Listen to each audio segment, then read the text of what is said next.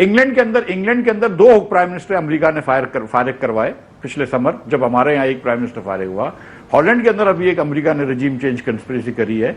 तो मतलब ये रजीम चेंज कंस्पिरेसी अमेरिका बहुत ममालिक में कराता है। लेकिन अस्सलाम वालेकुम नाज़रीन, आज काशिफ अली अब्बासी, मुस्तफा नवाज खोखर और मिफ्ता इस्माइल ने ऐसे बड़े बड़े इंकशाफात किए कि आप भी सुनकर हैरान रह जाएंगे।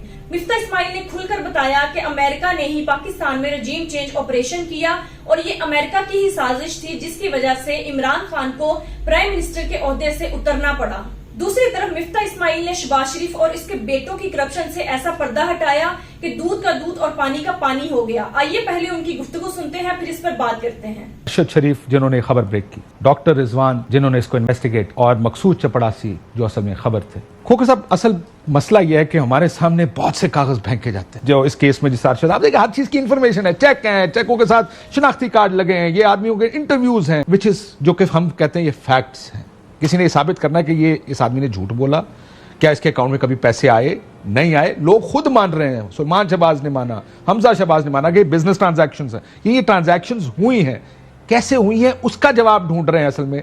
लेकिन बाद में कहा गया केस नहीं। ये इसी तरह पाकिस्तान चलता रहेगा कि जब ऑपोजिशन में होंगे तो ये होगा और हुकूमत में आएंगे तो ये होगा। देखिए, जो आपने अभी सारी एविडेंस प्रेजेंट की अरशद भाई के, जो आपने सारे क्लिप्स दिखाए, बड़ा एक प्लॉजिबल रीजनेबल केस नजर आता है, जिसमें कुछ फैक्ट्स हैं मिफ्ता साहब। फैक्ट ये है कि पैसे पाकिस्तान आए हैं, फैक्ट ये है कि पैसे मुख्तलिफ अकाउंट्स के अंदर घूमे हैं। वो मेरे ख्याल 1700 या 17,000 या 17 लाख 17,000 ट्रांजैक्शंस हैं जिनको इन्वेस्टिगेट किया गया, जिसके बाद नंबर्स निकाले गए कि नैब ने काम 24 अरब का केस कर रहे हैं, FIA ने काम 16 अरब का केस देख रहे हैं। सवाल ये नहीं है, सवाल ये है कि किस तरह हुकूमत, जब आप ऑपोजिशन में होते हैं तो इस तरह के डॉक्यूमेंट्स आपके सामने रखे जाए। फाइलें 7 वॉल्यूम्स है, जज साहब ने अपने फैसले में लिखा 7 वॉल्यूम्स है, लेकिन जिस वक्त आप हुकूमत में आते हैं तो वॉल्यूम्स सारे के सारे हेर से बन जाते हैं। दिस इज हाउ केसेस के अंदर ताकतवर लोगों को रिलीफ भी दिया जाता है। बट हमारे सामने सारे कागज होंगे, हमारे सामने एविडेंसेस होंगे मिफ्ता साहब, लेकिन होगा कुछ नहीं। अभी सीरियस अबाउट अकाउंटेबिलिटी है नहीं,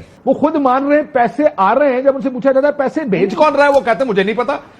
ये आप ये कह रहे हैं this is fair for a politician कि आपके पास मिलियंस ऑफ डॉलर्स आ जाए आपके अकाउंट्स में और आपको आप ये कहेंगे जी मुझे तो नहीं पता भेजने वाला कौन है। भाई इसको इन्वेस्टमेंट समझे पाकिस्तान। अब बहुत सारे केसेस गलत हैं, लेकिन कुछ केसेस सही भी होंगे, लेकिन वो सारे फिर जो है वो टेंट हो जाते हैं। तो इस पर्टिकुलर केस पे तो मैं कुछ नहीं कह सकता हूं, कहना चाहता नहीं हूं। लेट्स बी फेयर, आप कहें, मैं इस पे कुछ नहीं कहना चाहता। मेरी बात, वो तमाम लोग जो अब सियासत से थोड़ा सा पीछे, यानी एक्टिव पॉलिटिकल पार्टीज के साथ थोड़ा सा पीछे हट गए हैं, को थोड़ा पीछे हटे हैं, कुछ ज्यादा पीछे हट गए हैं। सब कहते थे नैब के साथ ये होना चाहिए, कानून खत्म होना चाहिए, फलाना होना चाहिए। अब 15 दिन से बढ़ा के 30 दिन की कैद भी दे रहे हैं। है, मुनाफकत कहना, मुनाफकत बिल्कुल मुनाफकत, क्योंकि जमहूरियत है इसलिए इस मुल्क में मुनाफकत है। क्योंकि ये भी देखे ना कि जहां कहते थे सियासी इंजीनियरिंग के लिए इस्तेमाल होता है, आज आप कह रहे हैं 30 दिन के लिए अंदर कर दो, असली थोड़ी इंजीनियरिंग। और खुद कानून में तरमीम की, खुद कानून में तरमीम की। आप वो पुराने बयानात निकालें, आपके शोज पर कहा गया होगा कि ये काला बहुत चलाया हमने, इस काले कानून के अंदर इतने दिन का रिमांड है, ये एक बड़ी ड्रेकोनियन चीज है, इसको हमें अमेंड करना है। अमेंड किया और फिर एक खास सियासी फैसले हासिल करने के लिए, सियासी फवायद हासिल करने के लिए अब दोबारा अपने मुखालिफ को तुनने के लिए सीधी बात करते हैं ना। वो कासिम के अब्बा का हम नाम नहीं ले सकते, लेकिन है तो ये उसी के लिए। कासिम के अब्बा के अलावा इसमें आता कोई नहीं ना, क्योंकि सारे तो एक हुकूमत का हिस्सा है, तो इनमें तो नहीं किसी को पकड़ना। लेकिन ये इनकी खामख्याली है काशिफ भाई, ये जो आज ये जो अमेंडमेंट्स कर रहे हैं, ये प्रेसिडेंट भी सेट कर रहे हैं, और ये प्रेसिडेंट जब दोबारा रिपीट होगा इनके खिलाफ तो फिर उस वक्त फिर चीखें निकलेंगी। आज हमारा फायदा है, इसलिए कर जाओ, कल लिखांगे। अब नैब की आप हालत देखें कि सुप्रीम कोर्ट की जजमेंट्स मौजूद हैं जो कहती हैं कि NAB is a tool for political engineering. उसके जरिए लोगों को पार्टियां तब्दील कराई जाती हैं, लोगों को पॉलिटिकली विक्टिमाइज किया जाता है उनकी पॉलिटिकल पोजीशंस के ऊपर। तो अब उस ऐसी सूरत हाल में, और हम ये बात नहीं रियलाइज कर रहे काशिफ भाई कि पाकिस्तान में करप्शन एक इशू है। पाकिस्तान की ट्रांसपेरेंसी इंटरनेशनल के मुताबिक जो रैंकिंग्स हैं वो बदतरीन रैंकिंग्स हैं, जो छोड़े।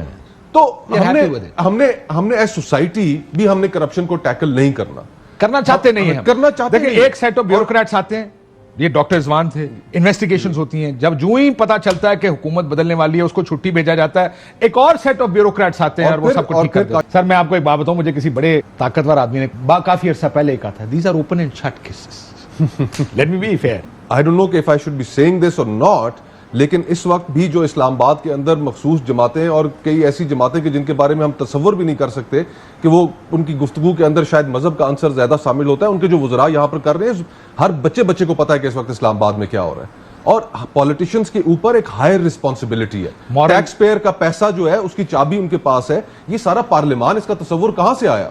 ये इसीलिए तस्वुर आया ना। और चेक्स एंड बैलेंसेस, और फिर दूसरों की हम अपनी पार्लियामान के अंदर आप देखें, हम एथिक्स कमेटी हम नहीं बना सके। पार्लियामान खुद क्यों नहीं इन्वेस्टिगेट कर सकती? पार्लियामान के मेंबर अपने कॉलीग्स को क्यों नहीं इन्वेस्टिगेट कर सकते कि अगर उन्होंने करप्शन किया? हम उस तरफ जाते ही नहीं है। दुनिया भर में एथिक्स कमेटीज मौजूद है पार्लियामान के अंदर इस चीज के ऊपर। मिफ्ता साहब, कितने प्रोग्राम हो चुके हैं IMF के? कितने प्रोग्राम पाकिस्तान में हो गए? मेरे ख्याल से 22-23 प्रोग्राम हो चुके हैं, लेकिन द थिंग इज कि हमने और हमने फैसला किया हुआ, हमने ठीक नहीं होना।